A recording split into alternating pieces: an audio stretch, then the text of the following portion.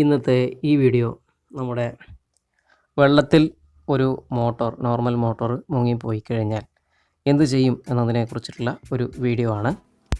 ഈ വീഡിയോ ചെയ്യാൻ കാരണം നിങ്ങൾ സ്ക്രീനിൽ കാണുന്ന ഈ കമൻറ്റിൻ്റെ അടിസ്ഥാനത്തിലാണ്. ഇതിനു മുമ്പ് ഞാൻ മോട്ടോറിനെ കുറിച്ചുള്ള ഒരു വീഡിയോ ചെയ്തിരുന്നു. അതിൽ വന്ന ഒരു കമൻറ്റാണിത്. അതിൻ്റെ അടിസ്ഥാനത്തിലാണ് ഞാനിപ്പോൾ ഈ വീഡിയോ ചെയ്യുന്നത്. അതേപോലെ തന്നെ പലർക്കും ഇത് ഉപകാരപ്പെടും എന്ന് കരുതിയിട്ട് തന്നെയാണ് ഞാൻ ഈ വീഡിയോ ചെയ്യുന്നത്. നമ്മുടെ നോർമൽ മോട്ടോർ ഏതായാലും വെള്ളത്തിൽ മുങ്ങിക്കഴിഞ്ഞാൽ, അതായത് പല സ്ഥലങ്ങളിലും വെള്ളം കയറിയിട്ട് മോട്ടോറുകൾ മുങ്ങിയിരിക്കും. അങ്ങനെ ഉള്ള ഈ സമയത്ത് നിങ്ങൾക്ക് വെള്ളം കയറി ഇത് മുങ്ങിക്കഴിഞ്ഞാൽ ഒരു തരത്തിലും നിങ്ങൾ പേടിക്കേണ്ട ആവശ്യമില്ല. ചിലരിത് കംപ്ലീറ്റ് ആയിട്ട് പോയി ഇനി പുതിയ മോട്ടോർ വാങ്ങണമെന്ന് പറയുന്നു. അതേപോലെ തന്നെ ഇതിൻ്റെ വൈൻഡിങ് കംപ്ലീറ്റ് ആയിട്ട് മാറ്റേണ്ടി വരുമെന്ന് പറയുന്നു. പിന്നീട് പറയുന്നത് മൊത്തം ഷോർട്ടായിരിക്കും, പിന്നീട് അത് ഉപയോഗിക്കാൻ പറ്റില്ല എന്ന് പറയുന്നു. ഇങ്ങനെയൊന്നുമല്ല. ഇതിൻ്റെ എങ്ങനെ നമുക്ക് ഇത് ശരിയാക്കാം എന്നാണ് ഇതിൽ പറയുന്നത്. ആദ്യം തന്നെ നിങ്ങൾ ചെയ്യേണ്ടത് ഇതിൻ്റെ കണക്ഷൻ ടെർമിനലുകൾ ഫസ്റ്റ് ഇലക്ട്രിക് ടെർമിനലുകൾ അഴിച്ചെടുക്കുക.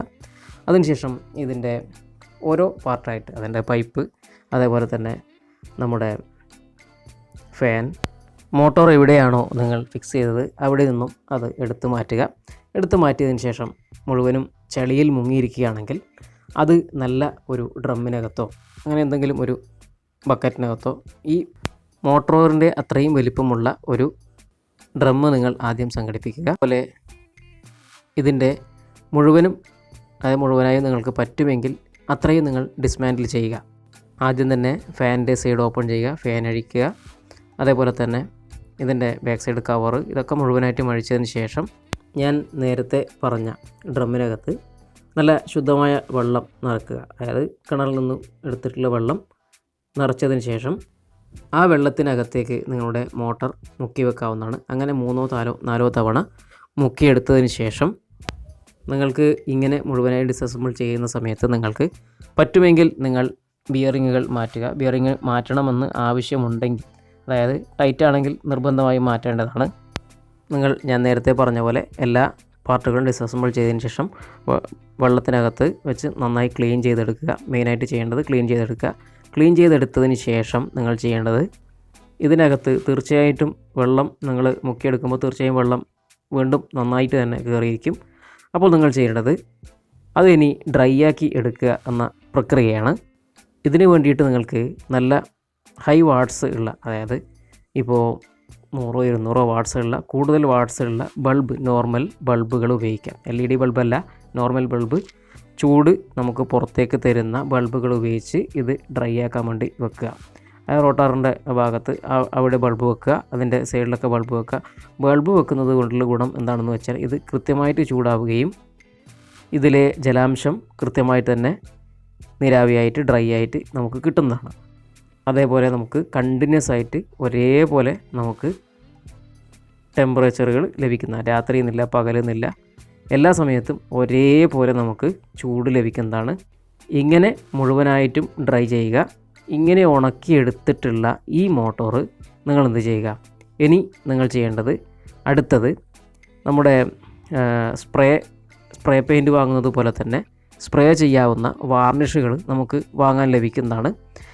ആ ഒരു വാർണിഷ് നിങ്ങൾ മേടിച്ചതിന് ശേഷം ഇതിൻ്റെ വൈൻഡിങ്ങിനൊക്കെ ജസ്റ്റ് ഒന്ന് സ്പ്രേ ചെയ്ത് കൊടുക്കുക. ഇനി നിങ്ങൾ ഇങ്ങനെ സ്പ്രേ ചെയ്ത് കൊടുത്തതിന് ശേഷം 1, 2, 3 കോട്ട് നിങ്ങൾക്ക് ചെയ്യാവുന്നതാണ്. പക്ഷേങ്കിൽ ഒരു കോട്ട് അടിച്ചതിന് ശേഷം നിങ്ങൾ ഡ്രൈ ആയതിന് ശേഷം മാത്രം അടുത്ത കോട്ട് നിങ്ങൾ അടിക്കുക. അങ്ങനെ 2-3 കോട്ട് അടിക്കുക. ഇങ്ങനെ ചെയ്തു കഴിഞ്ഞാൽ നിങ്ങൾക്ക് നല്ല ഇൻസ്റ്റലേഷൻ കാര്യങ്ങളൊക്കെ ആയി. ഇനി നിങ്ങൾ മെയിനായിട്ട് ശ്രദ്ധിക്കേണ്ടത് ഇതിൻ്റെ ഓരോ കണക്ഷൻ ടെർമിനലും ബോഡിയും തമ്മിൽ ഷോർട്ട് ഉണ്ടോ എന്ന് നോക്കാൻ വേണ്ടിയിട്ട് നമ്മൾ എന്ത് ചെയ്യണം, നമ്മുടെ സീരീസ് ലാമ്പ് മെത്തേഡിൽ നമ്മൾ നോർമലി കണ്ടിന്യൂറ്റി ചെക്ക് ചെയ്യുന്നത് പോലെ തന്നെ ഇതിൻ്റെ ടെർമിനലും ബോഡിയും തമ്മിൽ ടച്ച് ചെയ്തിട്ട് ഇതിൽ ഷോക്ക് ഉണ്ടോ എന്ന് നോക്കാൻ വേണ്ടിയിട്ട് നമുക്ക് വളരെ നന്നായിട്ട് തന്നെ ചെയ്യാൻ പറ്റും. അത് നിങ്ങളൊന്ന് ചെയ്യുക. ഇലക്ട്രിസിറ്റി കൊണ്ട് കളിക്കുമ്പോൾ എപ്പോഴും സൂക്ഷ്മത വളരെയധികം ആവശ്യമാണ്. എല്ലാ സേഫ്റ്റി പ്രിക്കോഷനും അവരവർ ശ്രദ്ധിച്ച് കൈകാര്യം ചെയ്യുക. നിങ്ങൾക്ക് മേലെ പറഞ്ഞതുപോലെ മോട്ടോറിൽ വെള്ളം കയറിയ പ്രശ്നങ്ങൾ ആർക്കെങ്കിലും ഉണ്ടെങ്കിൽ ഞാൻ നേരത്തെ പറഞ്ഞതുപോലെയുള്ള ഈ പ്രക്രിയകൾ ചെയ്തു കഴിഞ്ഞാൽ നിങ്ങളുടെ കംപ്ലൈൻറ്റ് പരിപൂർണമായിട്ടും ശരിയായി കിട്ടുന്നതാണ്. അതായത് നന്നായിട്ട് വെള്ളത്തിൽ വെച്ച് ക്ലീൻ ചെയ്യുക. അതിനുശേഷം നിങ്ങൾ ഡ്രൈ ആക്കുക. എന്നിട്ട് നിങ്ങൾ വാർണിഷ് ചെയ്യുക. അതിനുശേഷം നിങ്ങൾ ഒന്ന് ചെക്ക് ചെയ്യുന്നു, കണക്ഷൻ ടെർമിനലുകളൊക്കെ ചെക്ക് ചെയ്യുന്നു. വീണ്ടും നന്നായി തന്നെ അസംബിൾ ചെയ്ത് നിങ്ങൾക്ക് ഈ മോട്ടർ പഴയതിനേക്കാളും നല്ല രീതിയിൽ നിങ്ങൾക്ക് ഉപയോഗിക്കാൻ പറ്റുന്നതാണ്. നിങ്ങൾക്ക് ഈ വീഡിയോ ഇഷ്ടപ്പെട്ടുണ്ടെങ്കിൽ ഒന്ന് ലൈക്ക് അടിക്കുക. ആദ്യമായിട്ട് കാണുന്ന ആൾക്കാരാണെങ്കിൽ ഒന്ന് സബ്സ്ക്രൈബ് ചെയ്യുക.